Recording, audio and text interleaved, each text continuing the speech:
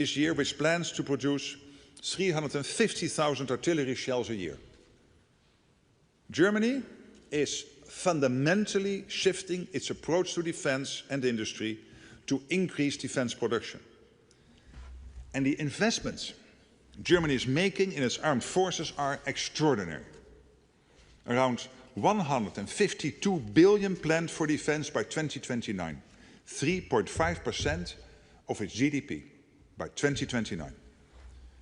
Germany is a leading power in Europe and a driving force in NATO.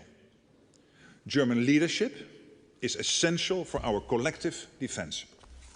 Its commitment to doing its fair share for our security is an example to all allies. We need to be ready, because at the end of this first quarter of the 21st century, conflicts are no longer fought at arm's length. Conflict is at our door. Russia has brought war back to Europe, and we must be prepared for the scale of war our grandparents and great-grandparents endured. Imagine it, a conflict reaching every home, every workplace. Destruction, mass mobilization, millions displaced, widespread suffering and extreme losses. It is a terrible thought. But if we deliver on our commitments, this is a tragedy we can prevent. NATO is here to protect 1 billion people on both sides of the Atlantic. Our mission is to protect you, your families, your friends, and your future. We cannot let down our guard, and we won't. I count on our governments to keep up with their commitments and go further and faster, because we cannot falter or fail. Listen to the sirens across Ukraine. Look at the bodies pulled from the rubble. Think of the Ukrainians who might go to sleep tonight and not wake up tomorrow. And what is standing between what's happening to them and what could happen to us? Only NATO. I have a duty as Secretary General to tell you what lies ahead if we don't act faster, invest in defense, and continue our support for Ukraine. And I know this is a hard message as we head towards the festive season, when our thoughts turn to hope, light, and peace. But we can take courage and strength knowing that we stand together in NATO, with determination, and the knowledge that we are on the right side of history. We have a plan, we know what to do, so let us deliver. We must. Thank you.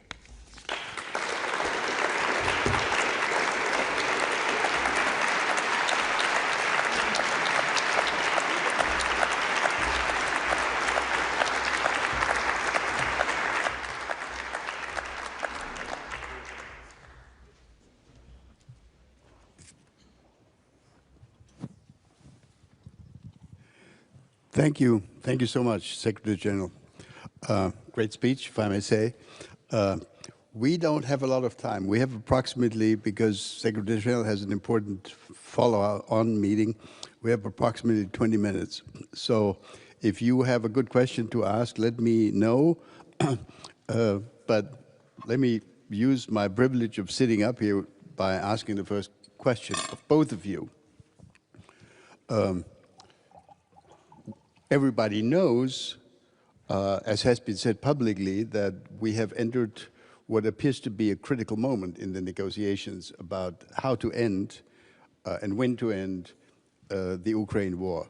I'd really like to have your view and your view also, Foreign Minister. How close are we? Do you really believe that there is, you've expressed some skepticism in your remarks, that there is a willingness by the Russian side to sign a quote-unquote deal How close are we? Some people have told me that it might be possible to get something done before Christmas. Well, how wonderful would that be? Is that an illusion? Please.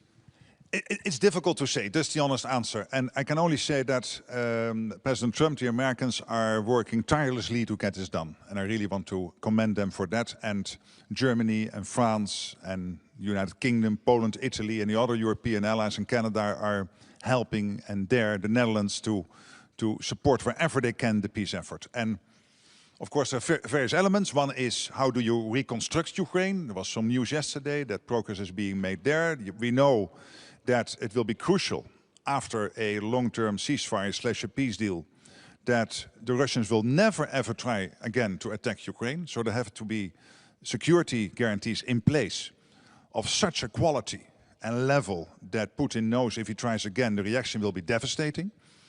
And we all know there will be a delicate, difficult discussion about territory, which in the end only the Ukrainians can decide about. Do I think that when it comes to Ukraine, the US and Europe to get to one page? Yes, I'm positive. I think we can. Am I sure that the Russians will accept? I don't know. This is the test, which I also said in my speech. We have to test Putin now whether he is serious. And the guy is willing last month to suffer 25,000 of his own people. 25,000 people dead. Not seriously wounded, no, killed, dead. 25,000. 1.1 million dead or seriously wounded over the last 4 years. So let's see whether he is getting to a point where he thinks that this is unsufferable for him and his people and that he wants to make a deal. But that's, of course, the big test coming up.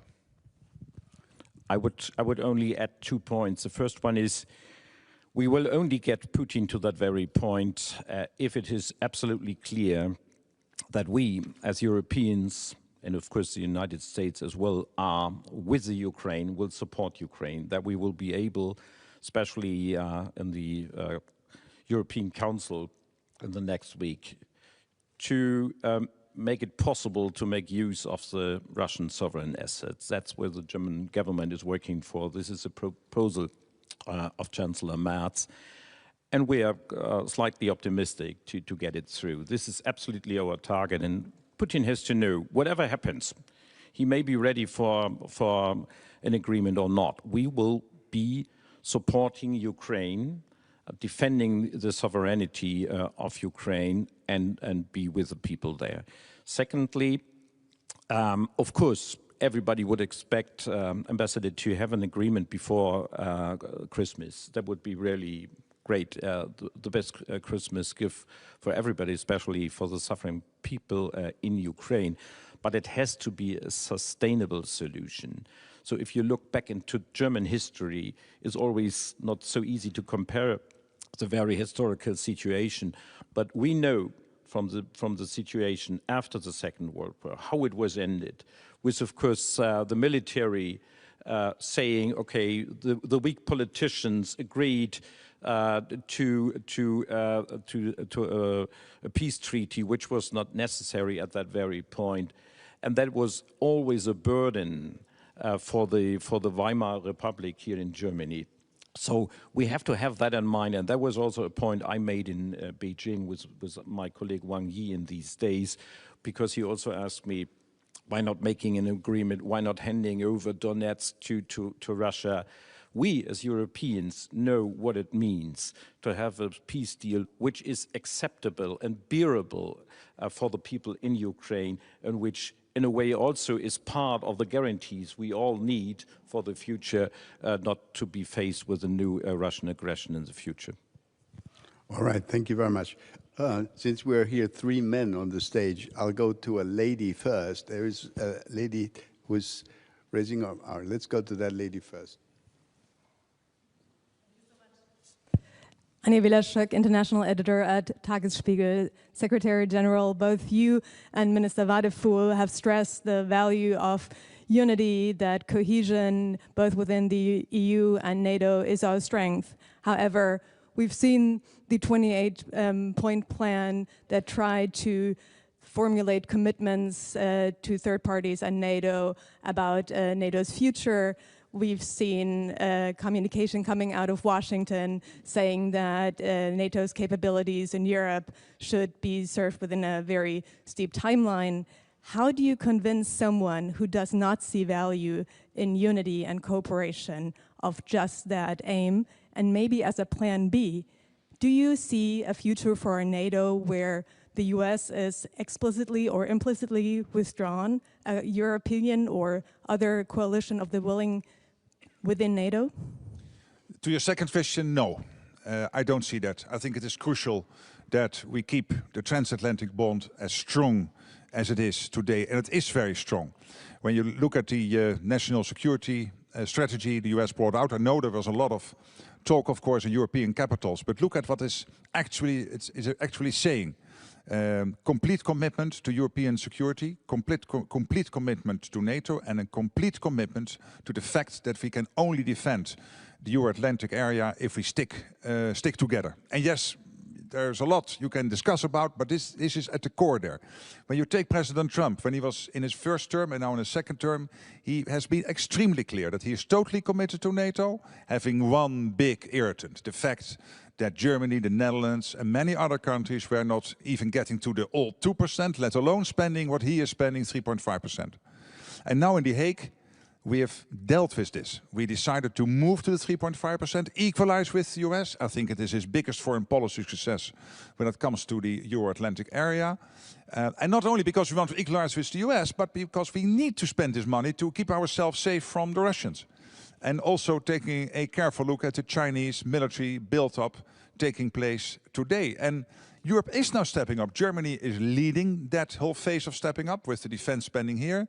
Germany's presence in Baltic Century, Eastern Century, the coalition of the willing, where Germany and the UK and France and others are working together to agree on what is necessary to keep Ukraine safe post a peace deal. And of course, Pearl, so the money needed to buy from America to give the essential weapons to Ukraine. Again, Germany taking the lead. So Europe is stepping up.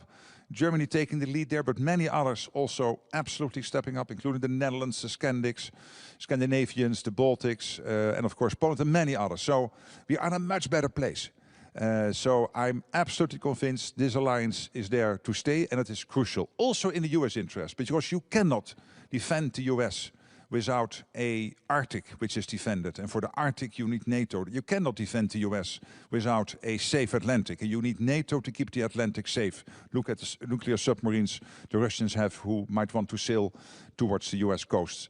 And you cannot keep the US safe without a safe Europe. And the Americans know this. All the senior policy makers from the White House down to the State Department, the Pentagon, they all know this. And they all agree with this. Great.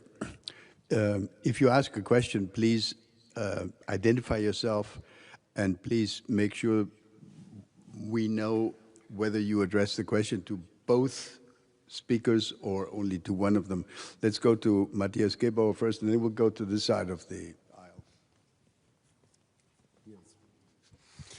Hi, it's Matthias Gebauer, German magazine Der Spiegel. Mr. Rutte, I have one question. You very much underlined the ongoing and permanent threat Russia poses to Europe, but you also mentioned right now that Russia is also a threat to the US. On the other hand, in the just very recent national security strategy the White House put out, Russia is not even named as a threat. It's quite the opposite. It's named as we want like a stabilize the relations towards Russia, which is a stark contrast also to the communique of the Hague Summit, where Russia is mentioned as the main threat to NATO. How, as NATO Secretary General, how do you want to align these two views? And did you already talk to President Trump about the contents of the national security strategy and this very opposing lines towards Russia?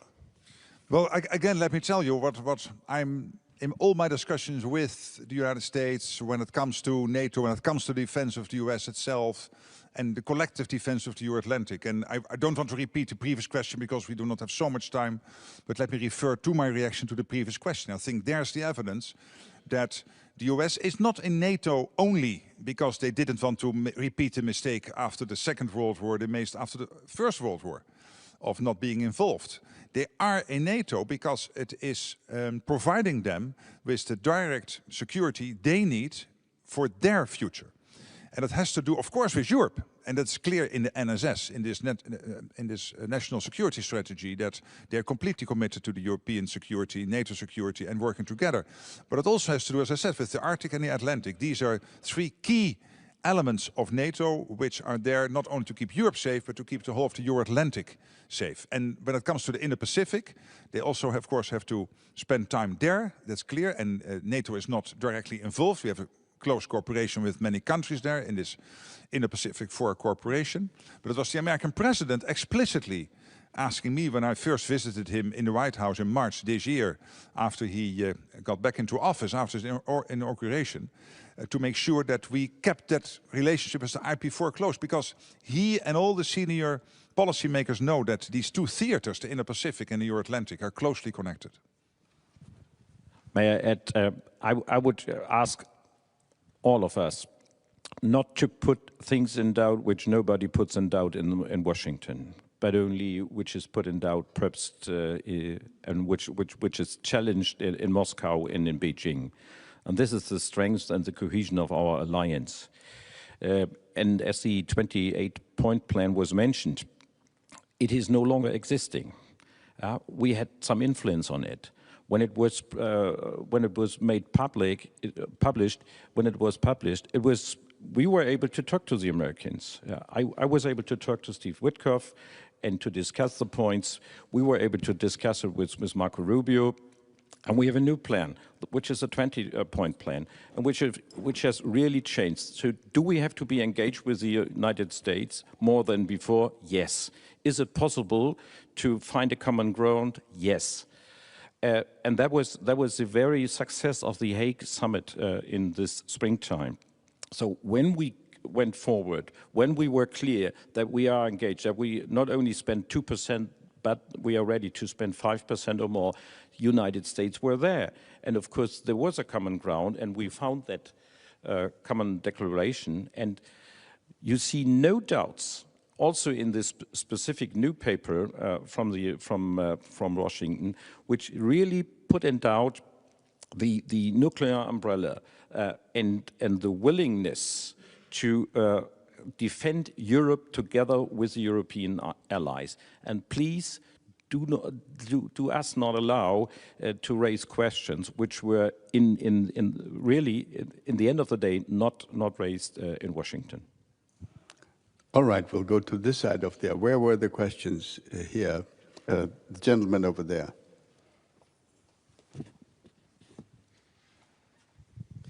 Jan Tombinski, Polish ambassador to Berlin. One question to Secretary General.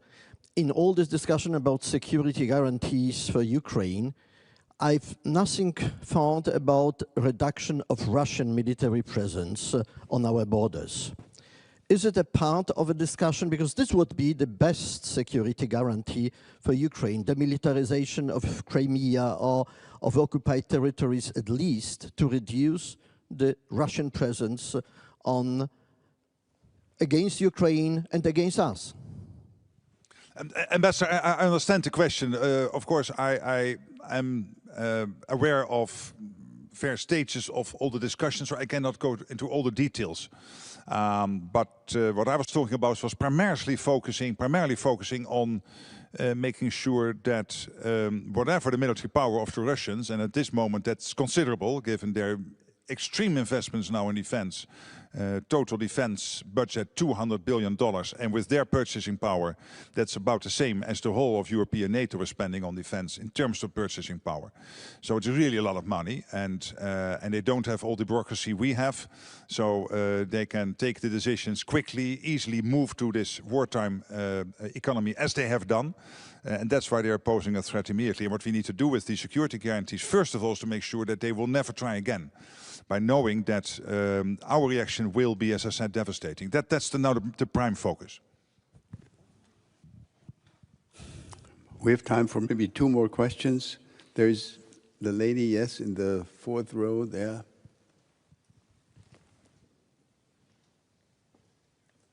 Yes, sorry, go ahead. You speak after me. Sorry, my name is Anne Hoed-Herkes. I'm the chair of the Königswinter organization. My question is addressed to both gentlemen. In your brilliant speech, Secretary General, you referenced the fall down of the Berlin Wall. And I remember when I was a young diplomat, we drew extraordinary insights from the fragility both of the Eastern European, and I apologize about this to our European friends, and Russia and the Soviet Union in particular. Question. To what degree, in your strategic foresight and insights, does intelligence knowledge, and I'm aware you cannot share everything here, play a role about the actual fragility, potential fragility of the current Kremlin regime? And how does that weigh, if it does, Foreign Minister, how does that weigh in your defense strategy? Thank you. Yes, of course, you already gave a part of the answer yourself, that it's a bit difficult to get too much into that, but let me just more generally react that I was 14 years Prime Minister of the Netherlands, and I had a lot of dealings with Putin before he invaded Crimea, and then after Crimea because of MH17, the downing of the Malaysian airplane where 298 people died. And I had a lot of calls with Putin then and met him later in G20 meetings on that subject. And I've stopped a long time ago to guess what's up in his head. I look at the facts. And the fact that you have a dictator willing to sacrifice 1.1 million of your own people. Take Pokrovsk. We are all now intimately aware of the geography of Ukraine. We all know what Pokrovsk is in Donbass, in Donetsk. And that small city of 60,000 people, they started the onslaught on that city in the summer of 2024. It is now the end of 2025. They still have not captured it. And in the meantime, on this front line, they are losing, last month, 25,000 people getting killed. If you have a dictator willing to do this, because you have this crazy idea of some historical whatever he has, then you have to be very careful. And we have to stand ready. And that's why it is crucial that the biggest economy in Europe, and that is Germany, with its enormous power, has decided in already under Scholz with the Zeitenwende, and then with Chancellor when this government was formed in March, even before the government was formed, under the leadership of now Chancellor Merz, to make this extraordinary investment in this defense. It is crucial. Please, I know also in Germany some people are questioning, do we really need to do this? Yes. If you love the German language and you do not want to speak Russian, it is crucial. It is a sine qua non, because otherwise this guy will not stop with Ukraine. That's, I think, what we have to be very watchful of. I could only add there are some more good reasons, but only to speak German. We'll have to speak German. But yes, I know that. But let me please, only perhaps one consideration. We do see that our sanctions are in place and that they have effects on the Russian economy. And of course it works. Nobody knows exactly and could define what it means for the decision-making process of Mr. Putin and his comrades.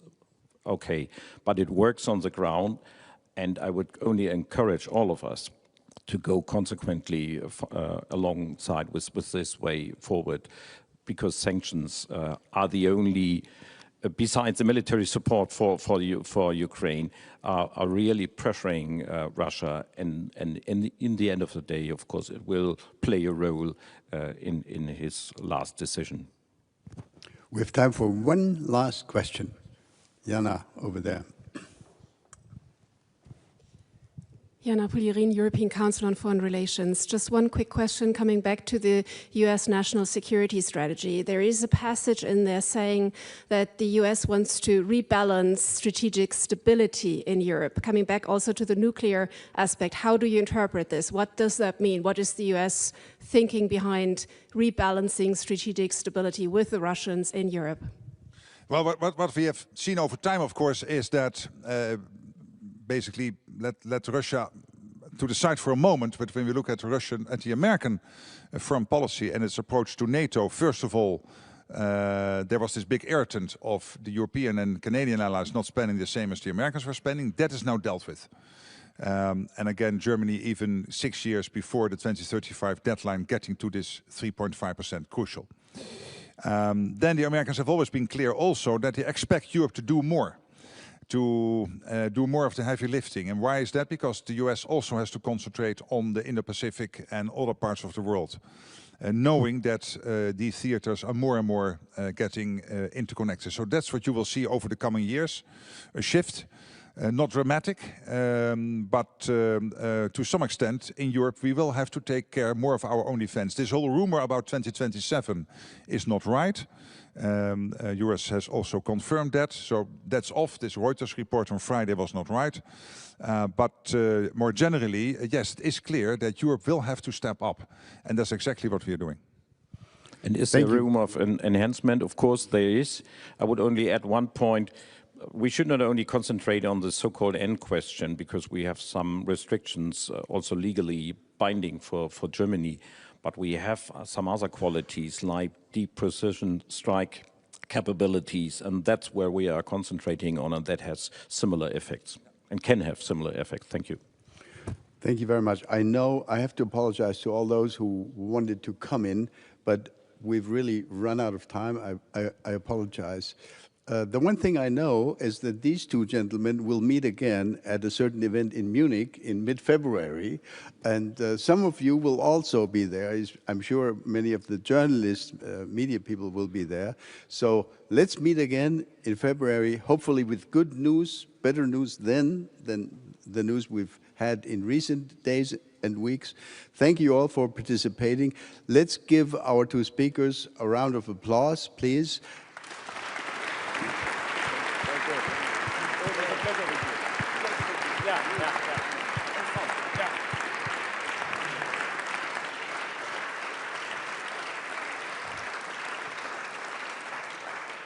And I think our Bavarian hosts are kind enough to invite us to a glass or something to eat downstairs. Thank you very much.